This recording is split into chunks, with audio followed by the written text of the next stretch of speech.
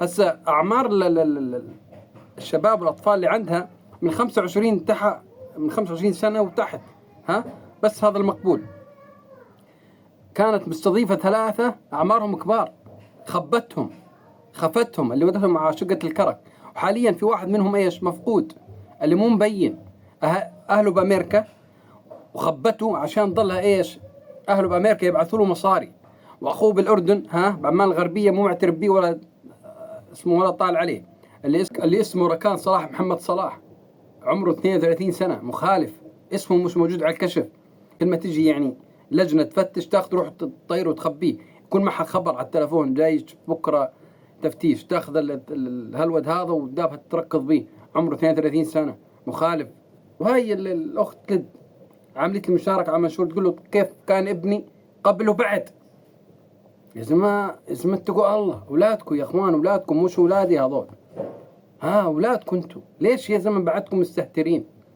طلع الواد يا زلمه والله ما شاء الله عليه كان قبل، بس قاعد عنده صار متخلف الواد، سامحوني على الكلمه، مبين عليه هبيل، انهبل لسعتهم، متقوا الله. وبعدها بعد المركز شغال، وزاره التربيه والتعليم شو ودي شغلوا؟ راكبينكم بعد، يعني فوق ما هي مديشه على اسمه، على برقه ضمور وسيف ضمور، وعلى الشعب الاردني، وعلى المعلمين اللي عندها، المؤهلين لاهل الطلاب، ووفاء بني مصطفى، كلكم منخرسين. يعني هسه نرجع نناشد مكافحه الفساد، تشوف موضوع القسم تبعها الطابق الثاني تاع التعليم، ليش بعده يستقبل اطفال؟ يتم فرجناكم، يتم ضربهم، تعذيبهم، تحرشهم بيهم يا زلمه، شو تكون اكثر من هيك؟ حتى الاهالي يا زلمه لهم مصاري عليها ويستنوا قال العطله عشان القضايا الماليه، وهي مي راده حدا ولا طالع حدا.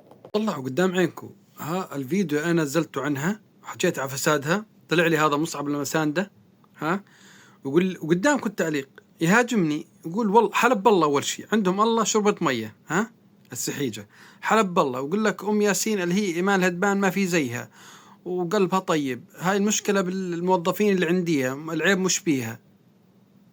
على نفس المنشور تبعي بصفحه الباديه راح علق نفس الشخص هذا مصعب المسانده، ويحكي هاي المرأة عندها نفوذ وعندها سلطة والله يعلم بيها، وهذا المركز مخالف وكذا. وجهين لك انت يا زلمة، لهالدرجة خايفين من مرة؟ هي يا مرته لا مصعب المساندة، انت متجوزة ذكر هذه مركوب من ايمان الهدبان، خلاص انت بالذات بعد بس يعلي صوته هذا عليه مصعب مساندة بقي طبق بالشبشب، حكي روح تشاطر ايمان الهدبان، كرامه وشرف ما عنده. ونتمنى مكافحه الفساد ترجع على موضوع التربيه والتعليم، القسم اللي شغال يستقبل اطفال، وتسكروا، حطوا الاردن كلها على الشاحن، اقسم بالله العظيم، وتكون شاحن من اول جديد، شاحن كرامه رجوله نشامه، والله ما عايش نشامه، ما شايف فيكم نشمي، لا والله كلكم ايش تسووا؟ يجون على التعليقات مشان الله عبد الله تنحبس مش عارف شو، اتقي الله، لا خذ بطلنا نطلع